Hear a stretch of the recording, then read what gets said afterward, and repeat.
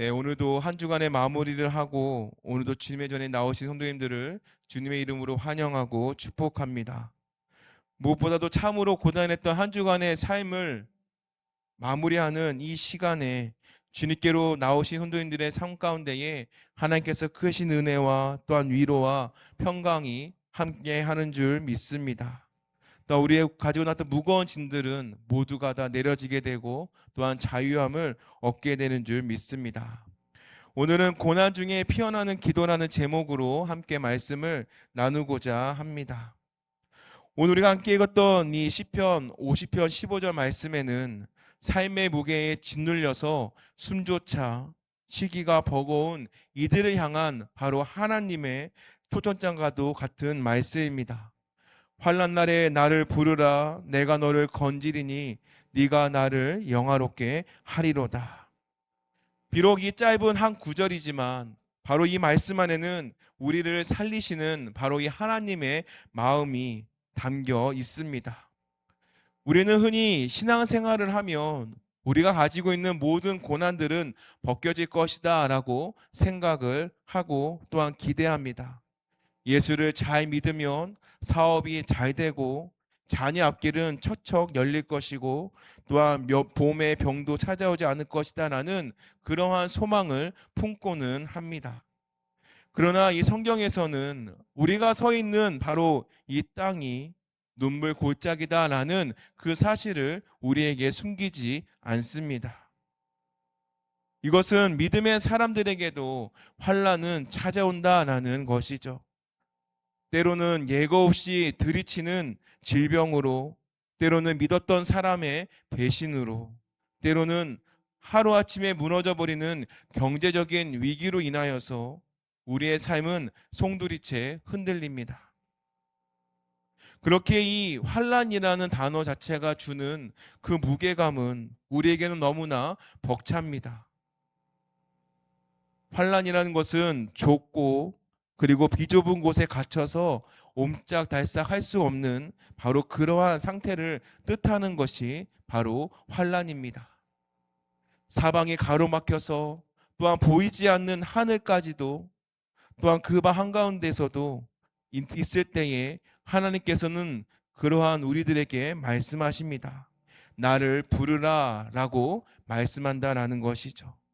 그래서 오늘 이 밤에 이 고난이라는 그 토양이 그 위에서 어떻게 기도의 꽃이 피어나게 되었고 또한 그 기도가 어떻게 하나님의 영광이라는 그 눈부신 열매로 맺혀지는지를 이 시간 함께 그 은혜를 나누고자 합니다.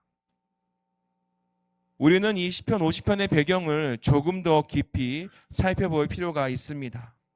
이 시는요, 아삽이 기록한 시입니다. 아삽은 누구냐면 아삽은 바로 매일같이 다윗 시대에 찬양대를 지휘하였던 바로 영적 리더였습니다. 그래서 이 시편 50편 전체에는요, 바로 하나님의 음성에 매우 깊은 안타까움 또한 배어 있기도 합니다. 이스라엘 백성들은 하나님을 떠나지 않습니다. 그들은 여전히 성전에 나와서 하나님을 예배하고 매일같이 소와 양의 피를 흘려 보냈다라는 것이죠. 이러한 모습은 겉보기에는 나무랄 데 없는 완벽한 바로 예배자의 모습이다라는 것이죠. 그런데 하나님께서는 이들의 그러한 예배를 기뻐하지 않으셨습니다. 오늘 읽지 않았지만 8절 말씀에 보면 나는 내 재물 때문에 너를 책망하지는 아니하리니 내 번제가 항상 내 앞에 있음이로다 라고 말씀하십니다. 백성들은요, 짐승들을 잡는 것에는 매우 열심이었습니다. 그것을 잡아서 바치는 것에 대한 열심은 있었다라는 것이죠. 그런데 문제는 뭐냐면 그들의 마음이 하나님과 멀리 떨어져 있었다라는 것입니다.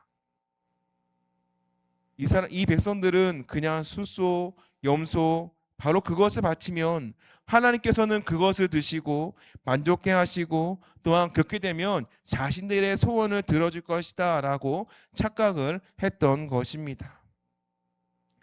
하나님과의 기쁜 사랑을 나누기보다도 바로 그저 내 소원을 이루어 주는 바로 그러한 분으로만 오해하며 다가갔던 것들이 바로 이 당시에 이스라엘 백성들의 모습이었다라는 것입니다. 그렇다면 우리의 신앙의 모습은 어떠한가요? 주일 예배에 또한 주중 예배에 열심히 참여하고 또한 봉사를 하고 11조를 드립니다. 그런데 정작 하나님과의 그 깊은 교제는 잃어버리지는 않으셨습니까? 내가 이만큼 헌신했고 내가 이만큼 정성을 했으니까 하나님께서는 당연히 나의 삶 가운데에 평안을 주셔야 한다라는 그러한 일종의 거래를 하고 계시지는 않으십니까? 분명한 것은 하나님께서는 이러한 영혼이 없는 예배를, 영혼이 없는 성김을, 영혼이 없는 그러한 헌금을 기쁘게 받지 않으신다라는 것입니다. 12절 말씀에 보면 세계와 거기에 충만한 것이 다 내 것이다 하고 말씀하십니다. 이것은 무엇이냐면 하나님께서는 부족한 것이 없다라는 것이죠. 하나님이 유일하게 원하시는 것, 바로 그것은 바로 자녀된 우리의 모습이고 또한 우리가 주 옆에 나아갈 때에 통회하는 마음, 바로 그것을 하나님께서는 원하신다라는 것입니다. 고난은요, 우리의 영적 상태를 적나라하게 드러냅니다. 우리의 삶이 평안할 때 한번 보시면은 우리의 삶이 편안할 때는 나의 신앙이 진짜인가 가짜인가 때로는 분별하기가 어려울 때도 있습니다. 마치 잘 차려입은 옷처럼 그럴싸해 보인다라는 것이죠. 그런데 이런 환난의 비바람이 몰아치게 될 때에 바로 그때 보면 모든 겉에 있는 모습들은 다 날아가게 되고 결국에 진짜 믿음의 밑바닥이 드러나게 됩니다. 고난은요, 우리가 의지했던 물질, 사람, 명예, 심지어 그리고 나의 종교적인 의로마저도 아무런 힘이 없음을 깨닫게 될 때에 바로 그러한 모든 것을 깨닫게 하는 하나님의 도구가 바로 고난입니다. 바로 내가 의지하려 했던 것들이 이제는 아무런 힘이 없게 되었을 때에 그때 우리는 주님을 찾게 됩니다. 그렇게 자신의 한계에 부딪히면서 또한 그 인생을 통하여서 하나님께서는 15절에 선포합니다. 환난 날에 나를 부르라 라고 말씀합니다. 이것은 하나님께서 우리에게 어떤 조언이라든지 어떤 제안을 하시는 것이 아닙니다. 이것은 하나님의 명령이자 또한 가장 안전한 피난처가 바로 하나님이시다라는 바로 그러한 다급한 목소리로 부르고 계시는 것입니다. 여기서 부르다라는 것은요, 단순히 그냥 이름을 소리내어 읽는 것을 의미하지 않습니다. 여기서 부르다라는 것은 물에 빠져서 바로 이제 그 숨이 넘어가기 직전에 사람이 구조대를 향하여서 내지르고 있는 바로 그 절박한 비명이 바로 이 부르다와 같다라는 것이죠. 우리는 종종 하나님 앞에서도 최대한의 예의를 차리려고 합니다. 기도할 때에는 매끄러운 문장으로 하려고 하고 또한 남들이 듣기에도 매우 은혜가 가득한 언어로 포장을 한다라는 것입니다. 그러나 분명한 것은 몇 번이 말씀드렸지만 하나님께서는 그러한 유창한 기도를 원하지 않으십니다. 그 유창한 기도가 들리기엔 좋을지 모르지만 하나님께서는 그 기도에 감동을 받지 않으신다라는 것이죠. 오히려 하나님 저를 좀 살려주십시오. 주님 아니면 나는 여기 죽습니다라는 바로 그러한 간절한 바로 그러한 이 하나님을 부를 때에 통곡하는 그 부르짖음에 하나님께서는 들으신다라는 것입니다. 우리가 환난 날에 사람을 찾아가면요, 아마 그 사람은 한두 번쯤은 그 사람을 위로해주고 그 사람에게 다가가 줄 것입니다. 그러나 계속해서 그 환난에 대해서 얘기를 하게 되면 될수록 결국에는 그 듣는 사람도 지쳐 버린다라는 것이죠. 이것처럼 세상은 우리의 이러한 환란의 소리를 잘 들어주지 않습니다. 그러나 우리 하나님은 다르십니다. 우리가 상하고 우리의 찢겨진 마음들, 바로 그 마음들을 통곡하고 눈물을 흘릴 때에 하나님께서는 결코 귀를 막지 않으십니다.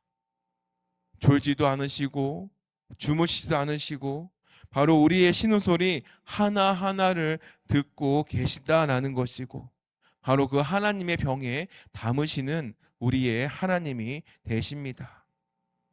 그렇기 때문에 우리가 부르짖는다라고 했을 때에 우리가 더욱더 크게 부르짖으면 하나님께서 들어주시겠지라는 그러한 것이 아니라, 바로 나의 무능함을 인정하고 그리고 하나님의 전능하심에 나의 모든 존재를 맡기는 것, 바로 그 믿음의 행위가 우리에게 필요하다라는 것입니다. 그렇게 우리가 고난 속에서도 우리가 유일하게 할 수 있는 것은요, 또한 유일하게 강력하게 할 수 있는 것은 바로 우리가 주님의 이름을 부르는 것뿐이다라는 것입니다. 우리가 그렇게 진심으로 부르짖을 때에 하나님께서는 무엇라고 약속하시냐면, 내가 너를 건지겠다라고 오늘 15절 말씀을 통해서 우리에게 약속하고 계십니다. 내가 너를 건지겠다. 얼마나 든든한 약속입니까? 하나님께서는 방관자가 아니십니다. 저 멀리 보이는 보좌에 앉아서 어떻게 하고 있나, 고통당하고 있는 모습을 그냥 구경하는 그런 분이 아니시다라는 것이죠. 캄캄하고 차가운 그 시간을 걸어가고 있는 가운데서도 하나님께서는 내려오시고 또한 늪에 빠져 있는 우리를 건지시는 바로 그러한 하나님이 되십니다. 그런데 우리가 이러한 든든한 약속에서 우리가 더욱더 깊이 들여다봐야 될 진실이 하나가 있습니다. 하나님께서 건지시는 방법이 항상 우리가 원하는 방식과는 전혀 다른 방식으로 일을 하신다라는 것입니다. 우리는 보통 건지심이라고 하면 우리의 환난이나 고난에서 그러한 문제들이 당장 사라지는 것을 우리는 생각합니다. 아프던 몸이 금세 회복이 되고 막막했던 삶의 문이 활짝 열려지고 엉켜있던 관계들이 눈 녹듯이 다 회복되는, 바로 그러한 모든 것들이 해결되어야 되만 바로 그것이야말로 하나님의 응답이다라고 우리는 생각한다라는 것이죠. 물론 하나님께서는 기적을 베푸셔갖고 우리의 환경을 바꿔주실 수 있습니다. 또한 당장의 문제를 해결해 주실 수도 있습니다. 하지만은 때로는요, 우리가 겪고 있는 고난이나 환난에 그러한 폭풍우를 멈추지 않으십니다.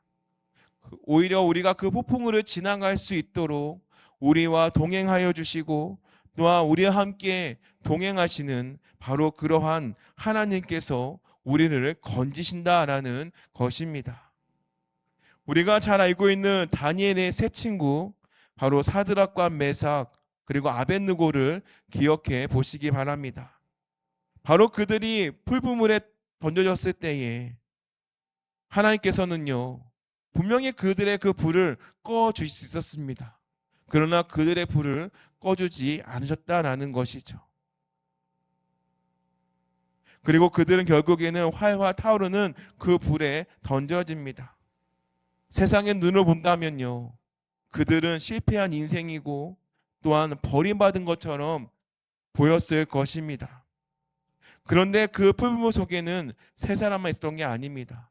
바로 네 사람이 있었다라는 것이죠. 그 세 친구와 하나님께서 함께 동행하고 계셨다라는 것입니다. 그래서 머리털 하나 상하지 않도록 지키셨다라는 것, 바로 이것이 하나님께서 건졌다라는 그 표현이 바로 이러한 것과도 같다라는 것입니다. 환경이 변하지 않아도 여전히 내 삶의 자리가 고난의 가시가 찌르고 있다 할지라도 만군의 여호와 하나님께서는요, 나와 함께 계심을 그 영혼 깊은 곳에서 깨닫게 되는 것, 그래서 환난 중에서도 알 수 없는 평강이 내 마음 가운데에 주장하고 있는 것, 바로 이것이야말로 십자가의 은혜를 통과한 사람만이 누릴 수 있는 바로 구원의 은혜입니다. 하나님께서는 지금 이 순간에도 눈물을 흘리며 부르짖고 있는 그 자녀들의 기도를 듣고 계시고, 또한 그 삶의 한복판에 찾아가서 또한 지금도 함께하고 계십니다. 그렇기 때문에 우리는 이 예배 자리에서 바로 그 손길이 분명하게 느껴져서 우리는 아멘으로 고백합니다. 그런데 우리가 이런 기도를 하고 다시금 일상으로 돌아가는 발걸음은 또한 늘 가볍지만은 않다라는 것도 또한 우리의 삶에서 보게 됩니다. 은혜를 품고 예배당을 나서는 순간 나와 마주하고 있는 현실은 어떠한 것도 변하지 않았다라는 것이죠. 그런 것들을 보면은 때로는 나의 마음이 덜컥 내려앉기도 합니다. 아무리 믿음으로 내가 버텨보려고 한다 할지라도 꼼짝하지 않는 현실의 벽 앞에서 우리는 더 이상 힘을 잃어가고, 때로는 나의 결단, 내가 받았던 은혜를 통하여서 내렸던 결단이 때로는 그 결단마저도 무너져 내린다라는 것입니다. 그러면서 하나님께서는 과연 내 기도를 듣고 계신 것일까라는 그러한 의문마저도 들리게 된다라는 것이죠. 그때에 우리는 이 한 명의 인물을 떠올려 봐야 됩니다. 바로 사망의 음침한 골짜기를 걸었던 바로 그 다윗을 떠올려 보시기를 바랍니다. 이 다윗은요, 골짜기가 갑자기 평탄한 길로 바뀌었기 때문에 그가 평안했던 것이 아닙니다. 사방이 어둠으로 둘러싸여 있고, 또한 나를 해치는 것 같을지라도 선한 목자가 되신 주님께서 나와 함께 하시기에, 또한 그 지팡이와 막대기로 자신을 안위하고 계심을 확신했기 때문에 바로 그 다윗은 그러한 상황 가운데서도 평안이 있을 수 있었다라는 것입니다.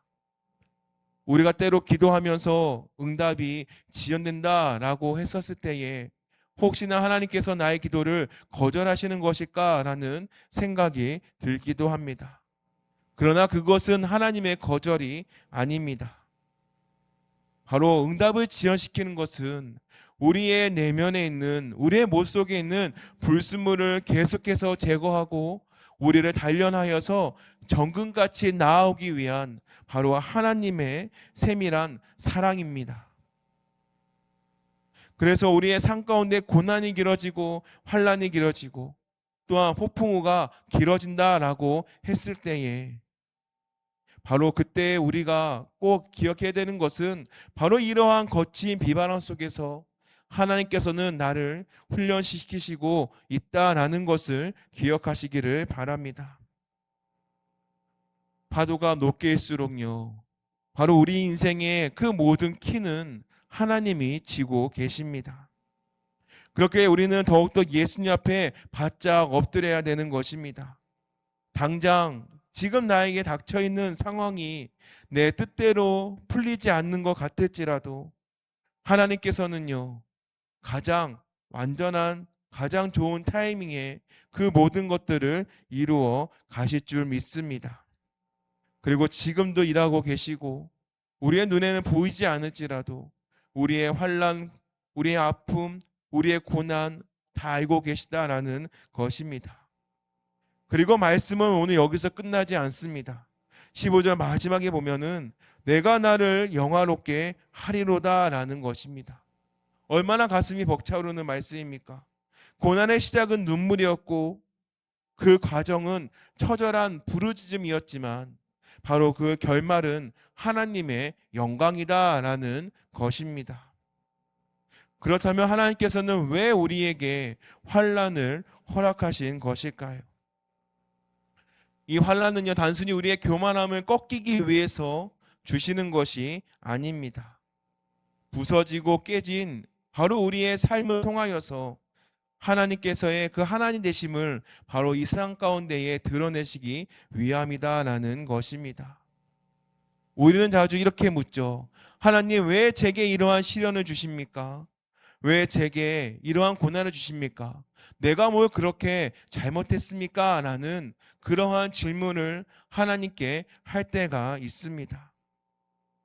그런데 만약에 이러한 인과응보의 잣대로 계속해서 이 고난을 해석하려고 한다면 우리의 모습은 더욱더 우울해질 것이고, 또한 알지 못하는 정죄감이 우리를 짓누를 뿐입니다. 그렇게 이제 우리는 우리의 시선을 돌려야 합니다. 고난은요, 바로 내 죄에 대한 처벌이 아닙니다. 바로 이 고난은 하나님의 은혜가 머무는 자리입니다. 질병의 고통 속에서 낮아지고 낮아진 사람이 또한 하나님의 치유하심을 경험하고 나면은 아마 그 남은 생애는요, 이전과는 같을 수 없습니다. 아마 그 걸어다니는 모든 순간순간들이 기적이 될 것이고, 또한 십자가의 은혜를 흘러가게 될 것입니다. 그리고 내 힘과 또한 내 노력으로 이루었던 그 모든 성취는 사람들의 부러움을 살 뿐이지만 하나님의 영광을 드러내지는 못한다라는 것을 기억하시기 바랍니다. 오히려 나를 세우는 바로 그 교만의 씨앗이 될 수 있다라는 것이죠. 그러나 우리가 깊은 절망의 자리에 있을 때에 도저히 우리가 일어날 수가 없는 그 자리에서 하나님께서는 다시금 그 손길을 내미시고, 또한 그 손길을 잡아본 사람은 다시 일어서게 되는 것이고, 또한 그의 삶은 예전과는 달라진다라는 것입니다. 바로 어떻게 달라지냐면은 예전에 욕망을 채웠던 그런 모습들은 이제는 온데간데 없어지고, 오직 나를 건지셨던 그 하나님만을 증명하는 삶으로 바뀌게 된다라는 것입니다. 부서졌던 인생이 바로 이 하나님의 손에 붙잡혀서 세워지게 될 때에, 또한 우리의 남은 삶은 하나님의 나라, 또한 하나님의 나라를 위한 거룩한 통로가 되는 줄 믿습니다. 지금 우리가 겪고 있는 환난은요, 결코 헛되지 않습니다. 또한 그 눈물은 우리의 영혼을 정결하게 할 것이고, 또한 우리로 하여금 진짜 가치가 무엇인지를 깨닫게 하는 줄 믿습니다. 그렇기에 고난 중에 부르짖어서 기도하는 그 성도는, 바로 그 성도는 세상에 감당할 수 없는 사람이 되는 것입니다. 어떠한 위기가 닥쳐와도 두려워하지 않습니다. 왜냐하면 환난 날에 부르짖었더니 나를 건졌던 바로 그 하나님을 알기 때문이죠. 그렇기 때문에 이러한 살아있는 체험이 우리의 심장에 새겨지기를 바랍니다. 바로 그 삶 자체, 바로 그것이 하나님께서 쓰시는 바로 거룩한 이야기가 될 것이고, 또한 이것은 빛을 발하게 되는 줄 믿습니다. 사랑하는 성도 여러분, 혼돈들은 지금 어떤 환난의 터널을 지나가고 계십니까? 이 환난의 날은요, 절망의 끝이 아닙니다. 바로 살아계신 하나님을 만날 수 있는 기회이다라는 것입니다. 그렇기 때문에 홀로 어둠 속에 있다면 그곳에서 주저앉지 마시기 바랍니다. 그리고 내 힘으로 그 모든 풍랑을 이겨내려고 애쓰지 마시기 바랍니다. 오늘 하나님께서 우리에게 분명하게 말씀하십니다. 나를 부르라, 내가 너를 건지리라. 바로 그 말씀을 기억하시길 바랍니다. 우리를 살리시기 위해서 바로 그 십자가의 고난을 통과하신 그 예수님께서 바로 이곳에 계시고요. 또한 그 십자가에서 흘리신 보혈이 우리의 찢어진 마음을 덮고, 또한 우리의 삶의 아픔을 씻겨내게 해주실 것입니다. 그렇게 오늘 이 시간 우리가 기도로 나아갈 때에 주님, 아버지, 나를 도와주옵소서. 바로 이러한 마음속에 그 깊은 곳에 있었던 그 부르짖음을 하나님께 들으시기를 바랍니다. 우리의 기도의 입술이 얼어붙어서 때론 내가 하나님 앞에 기도가 할 수가 없다라는 그러한 분이 있을지라도 괜찮습니다. 차마 내가 소리를 내면서 하나님을 부르면서 기도하기가 어렵습니다라고 하는 그 숨도 하나님께서는 다 알고 계십니다. 그렇게 애써 꾸며 살 것도 없고 그냥 우리의 무너진 마음들, 우리의 상해져 있는 마음들, 또한 우리의 어려운 마음들이 있다면 그냥 있는 그대로 하나님께 진솔한 모습으로 나아가시기를 바랍니다.